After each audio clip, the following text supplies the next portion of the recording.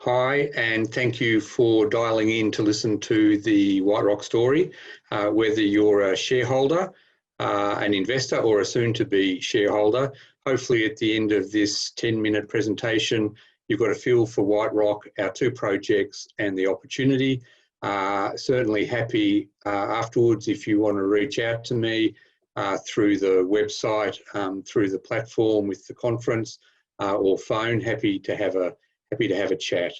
The front picture says a lot. That's our Alaskan project, and the big red thing on the right is Red Mountain. The geologists were very imaginative in calling that project Red Mountain. So that's our project in Alaska. And we also have one in New South Wales, which I'll touch on as well. I'll encourage the listener to read the cautionary statement at your leisure. We do make forward-looking statements, and it's important that you understand that. So what is White Rock? We're ASX listed. We've been listed for 10 years. As I just mentioned, we have two projects. The Red Mountain project, which is a high-grade zinc and precious metals, and by that I mean gold and silver, project in Alaska, and our advanced Mount Carrington gold and silver project in New South Wales. I won't be the last one to ever say that we do have a strong board and management team. I would encourage any listener to go and check that out for yourself. I always encourage people to do that because at the end of the day, it will be the board and management team that are handling your investment money. And I think you would want to know that it's in good hands, being spent for the right purposes, and aiming to deliver the outcomes that you are wanting as an investor. So Red Mountain, it is a globally significant zinc and precious metals project. It's polymetallic. So it actually consists of zinc, silver, gold, and lead. We have a maiden JORC resource of 9 million tonnes of just under 13% zinc equivalent, so significant. And we have a strategic first mover district scale land package, just under 800 square kilometres. Along with the zinc VMS, we've also discovered earlier this year a large gold anomaly, intrusive related style. We've done a capital raising, which I'll touch on, and we're currently drilling that as we speak. So I think there's some exciting news flow that we're hoping to come out of that exploration on the ground as we speak. And we've got Mount Carrington, our other project. We've had that since 2010. We updated the feasibility study for that only a few weeks ago. It's had past mining, there's infrastructure already on site, and at $2,300 Australian per ounce, which is still well under spot, it has significant financial metrics. Just over a year payback, a rate of return of 80%, free cash equivalent to about $30 million a year being generated in its first 5 years. So significantly robust financial metrics with further gold and silver to come. And I would also point out that there is copper potential at depth. Not many that advanced in Australia would be my comment from a project point of view.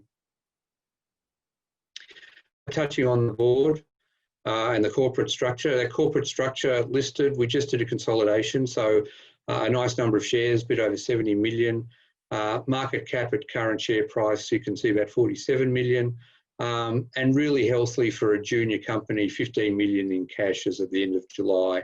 And the reason that we've got that cash is that we just finished a capital raising, very well subscribed. It was a placement and a rights and a share purchase plan to our shareholders, very well taken up, and that's allowing us to fund this year in our Alaskan project. It also attracted some significant shareholders, and again, I'd encourage a potential investor to look at the register because they're people that have generally done their own research and are prepared to put their own money into the White Rock story.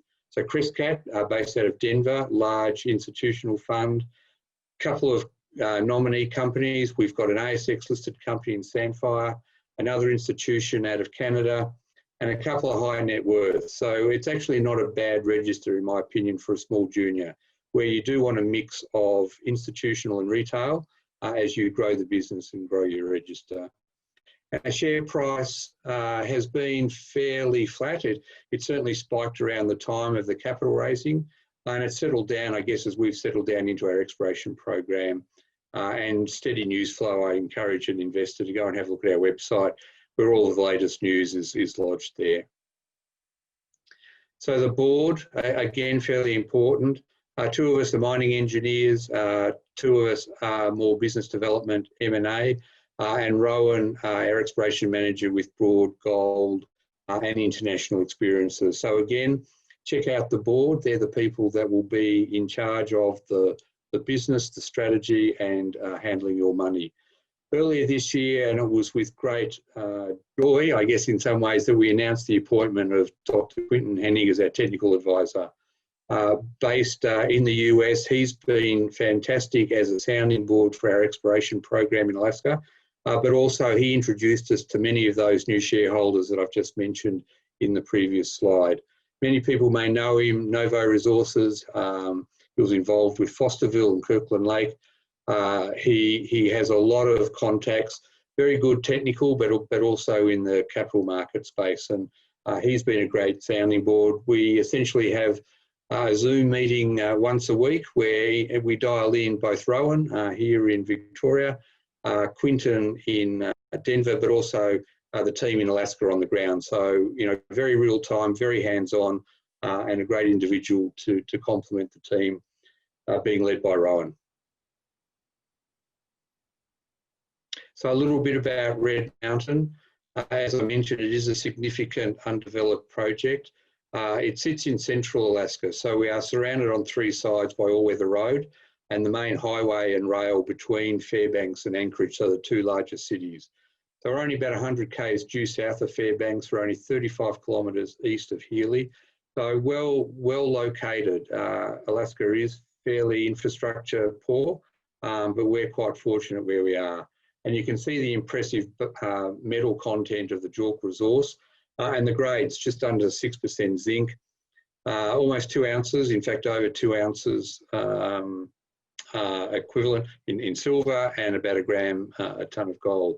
So very good metal endowment, and in places open along strike and down dip.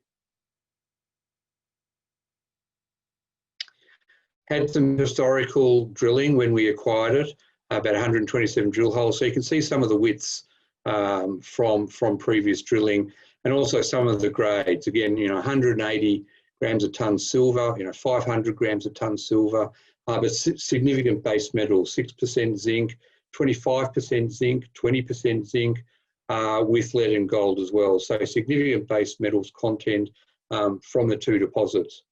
Dry Creek sits in the shadow of Red Mountain that I showed you on the front slide. Second deposit was called WTF. That's another story. We refer to it as West Tundra Flats. So that's the Red Mountain Gossan photo on the right, and that creek in the middle is Dry Creek. In our first season in 2018, 9 of our 24 holes exceeded 10% zinc equivalent, and 3 over 35%. So we were very, very happy. None of those holes were within 80 metres of existing holes, so they weren't director specials trying to twin an already known hole. And our drilling last year also showed that Dry Creek in particular remained open at depth and potentially along strike. What was interesting about our work last year, and there's the team I should just point out. So Rowan on the left, the geologist team in the middle, and Sam and Carl on the right there. So yes, there's a winter in Alaska. There are a few hills and mountains. We're not at the height of the Alaskan range, we're in the northern foothills. And there's a photo of our camp right beside the airport, the runway. So half an hour chopper or Cessna from Fairbanks, the second largest city in Alaska. And Fairbanks services Pogo, that many people may have heard of. Services Fort Knox, the gold mine, just to name 2. In the work that we did last year, we discovered and announced in January a large gold anomaly that we've called Last Chance. Red Mountain not only sits in this VMS district of Bonnyfield district, but also sits in the Tatina Gold Belt. As I just mentioned, home to some very well-known mines. Pogo, that many people will have heard of, purchased by Northern Star recently. Fort Knox, run by Kinross. Donlin, huge project in joint venture. One of the joint venture partners is Barrick. So we're in a good district, and that arches its way into the Yukon to the east. So we're right in that space. And as I mentioned, the soil stream sediment work that we did last year discovered this last chance target, that area in the green. Those VMS targets and the deposits are out to the right, you can see in that diagram. And that broad black envelope with that extra stake claim is, as I said, a bit under 800 square kilometres. And it's this last chance target that we raised money on that attracted significant interest, and we're currently drilling. So there's just a few photos. The 418 ppb gold square box in that photo on the right is significant. It is often hard for a retail investor to understand, and I'd encourage you to go to our website where we talk about it, and Quinton Hennig opines on it. But Pogo, as an example, the 10 million ounce gold mine, was discovered on a similar gold anomaly of that tenor. So we think we are in the right rocks with the right chemistry, and now we've done a lot of geochem and we're now currently drilling. We also flew airborne mag, which shows up the last chance target, but also shows up, that we are coincident with VMS as well. So highly prospective and a lot of work for us to do in a really good underexplored area. There's just a map of the zeroing in of the 3.5 kilometres of last chance, and you can see the strength and continuity of the assaying, soil assaying that we've done. We believe this is a huge system, and we've said that publicly. Again, I encourage you to see interviews by Quinton and our announcements, and that's where we're currently drilling as we speak. There's a bit of the topography, so it is a bit of a challenge. Nothing comes easy, but great, underexplored, huge potential in our opinion. Quickly on to Mount Carrington, our other asset. Northern New South Wales, inland from Byron Bay, has a JORC resource, has a JORC reserve for the gold, and has a JORC resource for the silver. Those photos on the bottom show that it's had past mining. You literally walk onto ore, tailings dam, so good infrastructure, good financial metrics. We've got the approval step next to go. About $20 million of infrastructure spent by others are there. So you can see the photo on the right. It's on approved mining lease, forestry, pits are pre-stripped, tailings dam there. So it's a great head start for a project. As I mentioned, we have the approval step next to go. A lot of exploration potential, gold, silver, and potentially copper within our 180 square kilometre land package. Again, encourage you to go and have a look at that. We've got resources outside of the feasibility study. We've got more gold resources that we could hope to bring into the mine plan. We've got gold silver resources, and we've got pure silver resources. We are one of the few companies on the ASX with a genuine exposure to silver in its own right. The silver does sit in separate deposits. So our plan is to mine the gold first, the pits are pre-stripped, and then move into the silver at the right time. And as many listeners may well know, silver is actually going on a final catch-up, trying to catch up with its bigger brother in the gold price. And then we've got exploration potential outside of the known resources, walk-up drill targets ready to go at the right time. The feasibility study was done at $2,300 per ounce, but you can see that at spot price closer to $2,600. The great financial metrics, the cash flow over the initial 5 years, the NPV, the rate of return, payback of a year. And that's without any of the other gold resources not in the mine plan or any of the silver contributions. So we think a very robust financial story, approvals to go. So White Rock, please go and have a look. But our Red Mountain VMS, polymetallic, advanced gold and silver are very, very good commodities to be in at the minute. The last chance gold target, where we're currently drilling, and news flow coming from that. Jurisdiction diversification.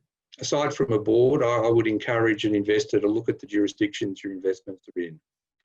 New South Wales and Alaska both speak English, first world jurisdiction, follow the rule of law. I've worked in many places, Bolivia, Myanmar, India, Papua New Guinea, nothing wrong with them. But I'd hate to wake up in the morning and find that a sovereign risk issue has occurred that was outside of your control. So I think the jurisdiction, diversification, location is very important. So look, thank you, ladies and gentlemen, for listening to the White Rock story. Hopefully that's enough for you to go and maybe do your own research, have a look at our website. And as I mentioned, and I'm very happy to, if you'd like to follow up with any questions, more than happy to take those. Thank you.